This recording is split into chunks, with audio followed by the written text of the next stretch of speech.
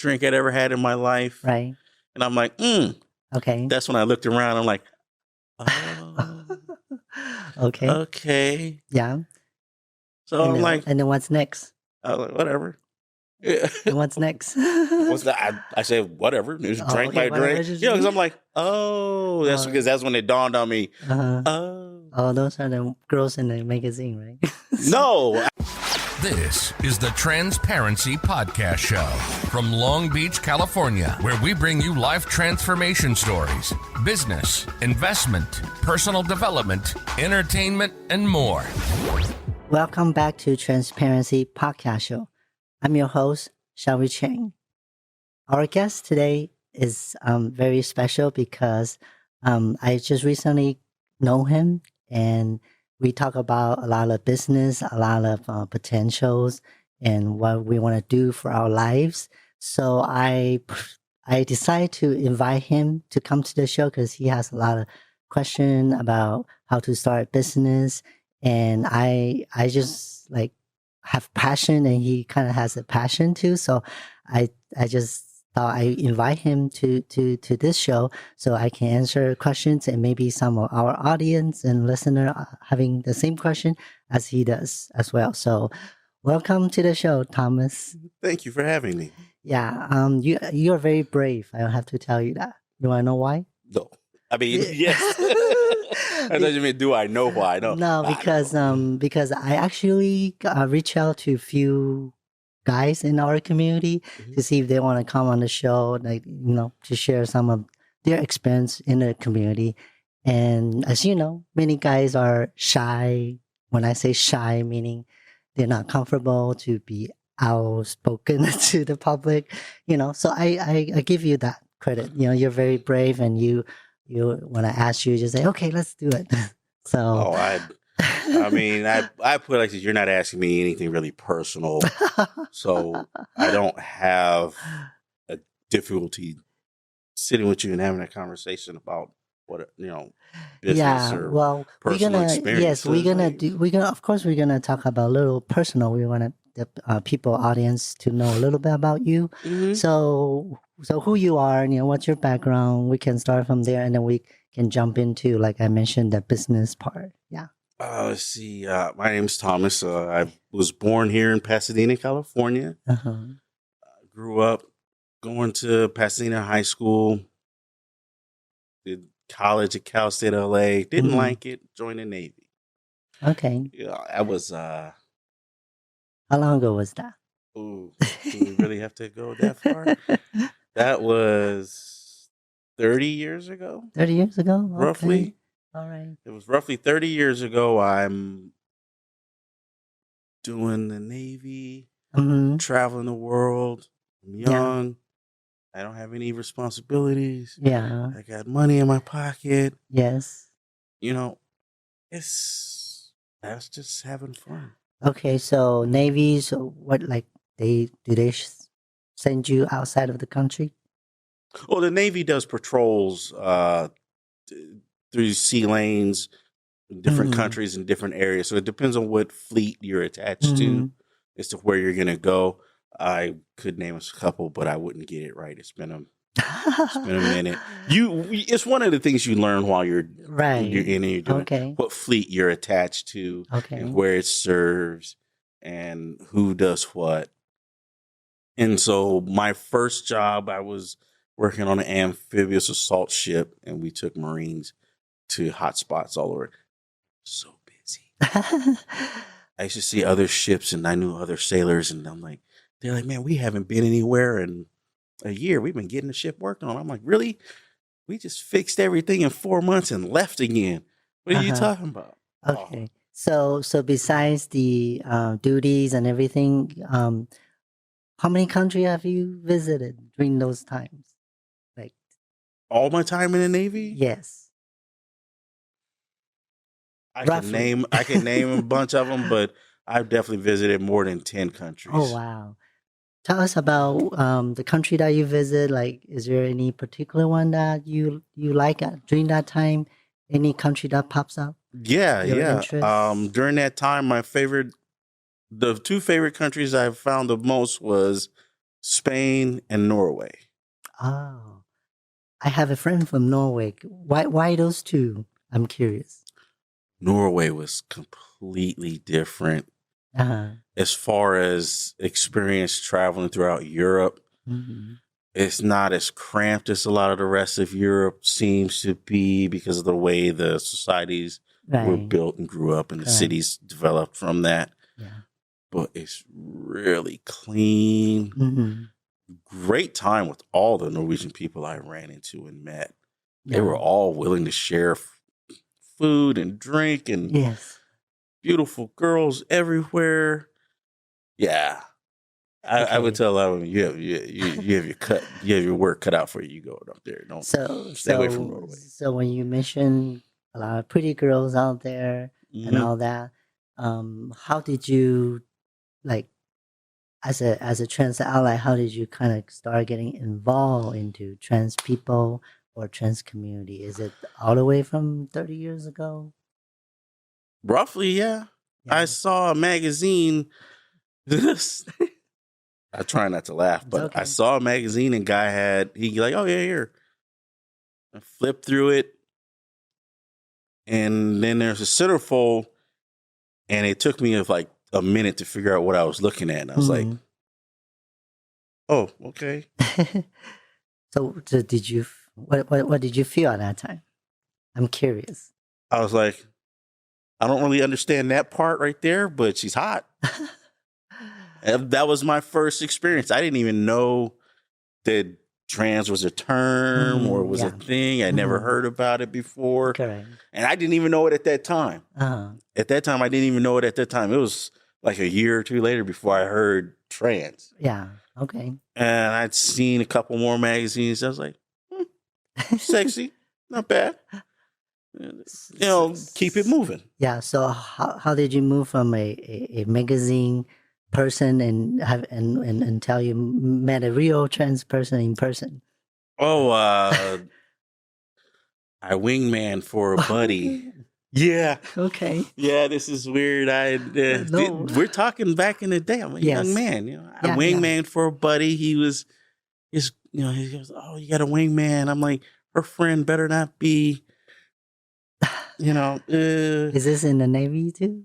Your wingman? Oh, this was, I was heading out. I was getting close to getting out my first tour. But yeah, I was still in the Navy and her friend was visiting. So I had to entertain her friend. So when we get over there, I'm entertaining her friend and she's a genetic girl. Mm-hmm. And we're talking and stuff. And she like wants to go out. Okay. She's like, screw these two. They just want to stay in. Let's go out. Mm. So I take her out. She knows the place she wants to go. So I take her down there. Uh-huh. And So is she a trans person? No, you say she's a generic. So how? no, she's a genetic girl. She took me to this club. I was like, I never Okay. even knew this place was in town. All right. I've been here for years. Okay. So we go in there and she's like, oh, I'll be right back. Hey, I'll talk to my girlfriend. So she leaves me standing by the bar. Okay. The bartender makes me the strongest drink I'd ever had in my life. Right. And I'm like, Okay. That's when I looked around. I'm like, oh, Okay. okay. Yeah. So I'm then, like, and then what's next? whatever. Yeah. And what's next? What's that? I said, whatever. Just Oh, drink okay, my whatever, drink. just Yeah, because drink. I'm like, oh, that's Oh. because that's when it dawned on me. Uh-huh. Oh. Oh, those are the girls in the magazine, right? No, I didn't. No, I saw a bunch of gay guys. I was like, oh, so I'm thinking, oh, it's a gay bar. Okay. I'm like, all right. She got me to bring her to a gay bar. So I'm walking around looking for her, and I'm seeing like these gay guys, these girls. It's like a really tall girl. I was like, ooh. And I see her. I'm like, I have to use the restroom. Mm. And she points to the women's restroom. She's like, all right, go in there. And I'm like, what? I'm like, I thought she thought that I was gay. And I'm like, Oh. no, I'm going to go in the men's restroom. What are you talking about? So I go in the men's restroom and I was like, I should have went in the other one. Because I seen it was girls in the other one, but it was all the guys in the men's restroom, and they were like watching me. Yeah, when you mentioned this, it's kind of funny because I have a personal story that when I first found, one of my friends introduced me to Hamburger Mary in Long Beach, and when I went to Hamburger Mary in Broadway, I was trying to go to Tea Girls Night, but however, because I kind of messed up, it wasn't in Broadway; it was on Pine at that time. So I went, and then it looks like a different crowd, and not same people that I kind of met the first time I went. And when it comes to the bathroom, because I was new, I didn't know that. Okay, if I am as a trans girl, I should use women's bathroom. I went to male bathroom. And they all turned around and looked at you like, what the hell? And then, no. And then this guy, of course, a gay guy, and then said, hey, you went to the wrong bathroom. So they thought I was like drunk. I didn't know what I'm doing. So later I found, okay, now I got it. So it's kind of funny, yeah, and it's embarrassing myself too. No, I learned about what women talk about, how guys look at them like predators sometimes. So I went in that bathroom, all I wanted to do was pee and get out of there. Yeah, so that's seems like bar and club is the way to be ourselves at that time, to meet from what I've seen, it's a lot of girls, it's the only time they can go out and be themselves. Correct, yeah. Because it's harder to be yourself and still be productive in society that has a hard time dealing with the whole concept. And it's not that it's a horrible thing. It's just that there's a lot of other actors involved that make it hard for trans women on both sides of the fence. So if you're trans, there's a lot of trans people that make it hard for no reason other than just because. Yeah. And there's a lot of hetero people that make it hard. I think no matter what community, no matter what community or what ethnicity, they always have good, bad. That's normal. There's always that. So always, that's the balance of the universe. Yin and yang, everything always has the opposite. I see that. So I agree. It's, so now we're gonna kind of switch gear a little bit to your business stuff. So business stuff. So the business. So what do you like besides the Navy? Many jobs. So many jobs. Yeah. Talk about the one you like the most. Oh, let's put it into context. Yes. My primary training and education and experience has been around technology. So when I was in the Navy, when I first joined the Navy, I was set up to do that, but at that time I was too young. I was scared. I didn't care. I just did whatever. So I was doing aircraft fuels. And then I went to school to get programming degree, and I went back into the Navy, the electronics. So that's where I got myself. Now, don't get me wrong, when I was doing aviation fuels, I had fun. Yeah. Not a really longevity career field per se. Yes.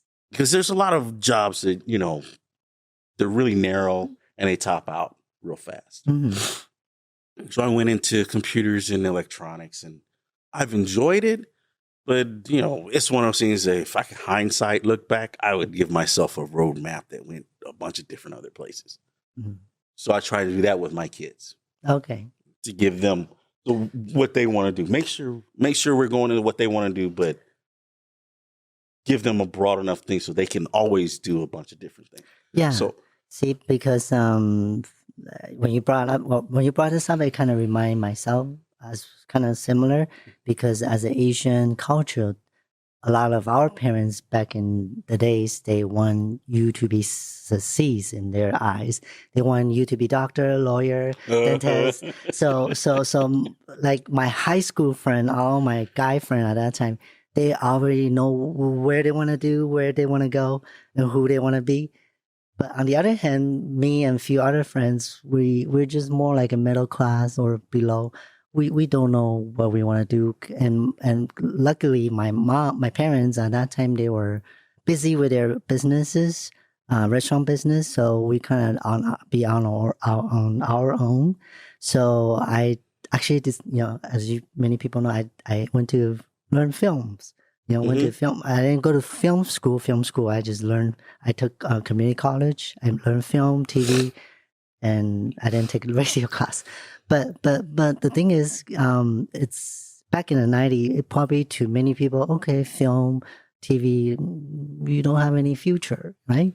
But a lot of people think that way. Yeah, a lot of people do think that way, especially when we were young. Yeah. In high school, a lot of people thought because it was only certain avenues that people saw into getting into that. Right. Whereas now, nobody foresaw this stuff blowing up the way it has now. Yeah, so I mean, oh my God. So like anybody can get into it. Yeah, now. so not about just getting into it, like, because I know how to edit. I know how to make movies. Right now we have YouTube. We have so many streaming, Netflix, and all the independent film festivals. So those are the opportunity, the channel, the platform that we don't have back in the 90s. So many people see that, you don't have a future. You don't have you won't be successful per se. So, no. My thing with that is great. Like, I want my kids to do what makes them happy. Exactly. I want to do what makes me happy, but I've learned play to your strengths first because you have to pay the bills. Play to your strengths first. So if you're better at A, B, and C, or you know more about A, B, and C, you understand it better, whether you love doing it or not, get it set up to pay the bills first. Then go do X, Y, Z, LMNOP, all the other dreams you want to do, and then you work at those. And you got to understand, it's going to take time because nothing is overnight except the lottery and gambling. And everybody knows how them tables break pockets. So let's put that aside. You got to play to your strengths first to pay your bills. Then build your dream so that when your dream gets big enough that it can pay the bills, because my thing is, make sure your dream can pay the bills and send you on vacation once a year. Got to have playtime. Once your dream can pay your bills and send you on vacation once a year, okay, where's my second egg gonna sit? Second egg, because you don't want to have, especially nowadays, the whole one source income mindset is done. It's never gonna come back unless you're under a certain monetary scale as far as earning potential. You should be always looking for more than one source of income. And a lot of times people had it with two people in the home, but nowadays it's one person needs to really be considered looking for that two sources of income. Find something. And I don't mean like long-term investments. Long-term investments are great for the future of your family name. You know what I'm saying? Well, long-term investment, how do I put it this way? Okay, I believe you should have a short-term, mid-term, and long-term plans. So long-term, you pretty much just put your money or your investment in there, like passively, like make a plan. Like I mentioned in one of the episodes, I always put, let's say, 20% of all my income, whatever they came from, whatever stream it came from, always 20%, and just leave it there and then don't touch it and don't look at it, don't worry about it, don't get fear or afraid about it. Yes, it's long-term stuff. Long-term you investment. You will pull your hair out looking at that stuff every day. Yeah, and then, like, for example, maybe you have a saving, and inflation is so high right now. Saving to invest in something or buy something, that's more like a midterm plan. Because if you saving and then you want to, let's say, buy a house, and then you put that, and then once you reach that, make sure you use that saving to buy the house, trade it in exchange to an asset instead of cash, you know? Mhm. So, so that's why I say long term, short term, mid term, they all have their purpose. So, yeah. I like to look at the short term as like that stuff in what I do, what I'm trying to do and go forth, and when I'm trying to get to the point where I can teach my kids. Mhm. You know, the short term is anything in a year. You know, this year or next year. Anything in a year. So it's only this year or next year. Mhm. And the midterm is 3 years from now to 5 or 10. Yeah. Depending on how you want to set up. And that's where you put all your safety nets. Mhm. That's where you put all your plans for your home, Mhm. vehicles, what you're going to do with what, how you're going to do what you want to do with all that stuff, like homes, vehicles, your real safety net, your rainy day safety Mhm. net, your holy shit safety net. You know, Mhm. oh, you said I was going to be the first one to do that too. It's okay. No problem. Yeah. So, And then the long term is for you. Long term should be partly your retirement, but mostly for the next generation. Because my thing is, a lot of people just work to make money so they can retire. I can retire tomorrow. It's not going to mean a thing. You can retire at 12. Retiring means I'm just going to quit. I kick my feet up, bite me, you know. But in my opinion, for me, retirement is building up FU money. You know, I want to get to the point where I have built up FU money. That means I can go do whatever I want. Mm. FU. You don't like the way I look? FU. You don't like my shoes? You don't like my car? You know what I'm saying? Yeah. You don't like my company? Uh-huh.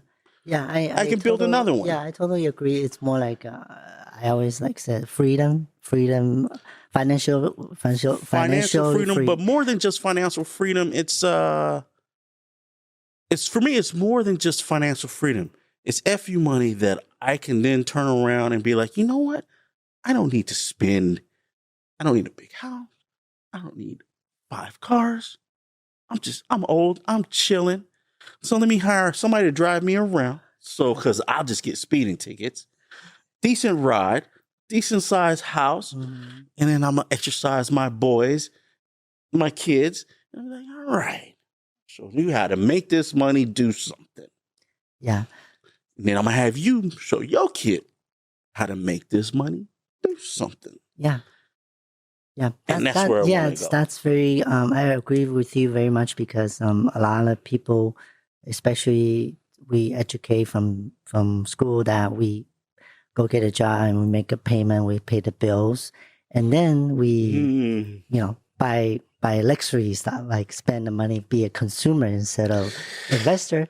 So, so now you mentioned to me, you want to start a business, right? Yeah. So you have some question again, for me. So I want you to Most ask of- me anything that you want from me, business wise, and I can try to share my experience. I'm not, I want to put a disclaimer here. I'm not super successful or anything, but I experience a lot, and I want to share with everyone. Okay. Yeah. My biggest thing so far is like when I had my business, I did in Maryland and Florida. So Okay. that was there, but what's a quick step? What is the quick step process of who do I talk to get my business going in California? So I want to first do what? Okay. So first thing first is you got to find out what you want to do, right? No, not like that. I mean, I know what I'm doing. I'm gonna sell sneakers. Okay, fine. Okay, yeah. I'm gonna sell sneakers. I got my EIN number from the IRS. Okay. Yeah, that I understand. Yeah, what I'm trying to say is, let's say you want to sell sneaker. Okay, from you want to sell sneaker, and then you start from here, right? So that's first step, and then second step is you gotta know where you at. Like you said before, roadmap. So you have to find you want to be sneaker, you want to do sneaker, you want to find out where you currently at on the map, and then if there's a gap this much from here to really actually selling sneaker, you need to find out how you're gonna get there. Just like GPS tell you left turn, right turn, U turn, reverse, right? And then when you reach that, you can start selling sneaker. Then you're gonna make another destination. See, where's your goal? Where you planning to do with this business? And then from that point again, define your roadmap, how to get there. Okay, yeah, so but some people have that's like, the first step. how do I get to the, like, from there to there? Like, you know, some people didn't. When I first started my first business, I didn't know the roadmap in between there. Me too. It took me a while to figure out, like, oh, you need a space to store materials. Do you already have a space to store materials? If not, you're gonna need a place.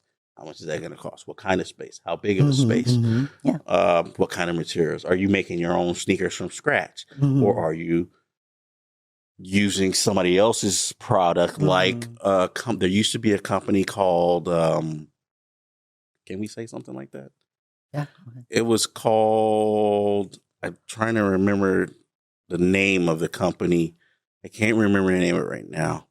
Okay. Hopefully it'll come to me while I say this, but you could go onto their website and they had a template you could walk through and you could design your own heels. I know about it because I had a couple girlfriends not at the same time. This was at different times, but I had a girlfriend, I bought her some heels. I designed her a Sarah heels on this website. Okay. And they went through everything, colors, setup, pattern, size. Right. So are you going to use something like that for your sneaker? You know, and when I say something like that, I mean, are you going to try and do a contract with this company to allow people to use their software to design sneakers? Or do you just want to use their platform? Heels of Prey, that was the name. I think it was Heels of Prey. Okay. That's okay. But are you going to use their platform to order a bunch of different sneakers of a certain size, certain make, set up like a brick-and-mortar store? Or are you going to ask this company, do you want to ask them if they would be interested in doing a drop ship setup? So you have to figure, these are the things you need to figure out before you even get to like, oh, I'm selling sneakers. Like I did, I opened up a Shopify to try, because I wanted to try my hand at the drop ship. And it's like it was like opening a super huge dictionary that looked like a little pamphlet at first. So I said, oh, it looks like a little pamphlet. That's great. As soon as you open it, 800 pages go. It was like, what is all this other stuff? There's a million things you have to figure out that you don't have to do all of them. Right. But you do have to know what they are.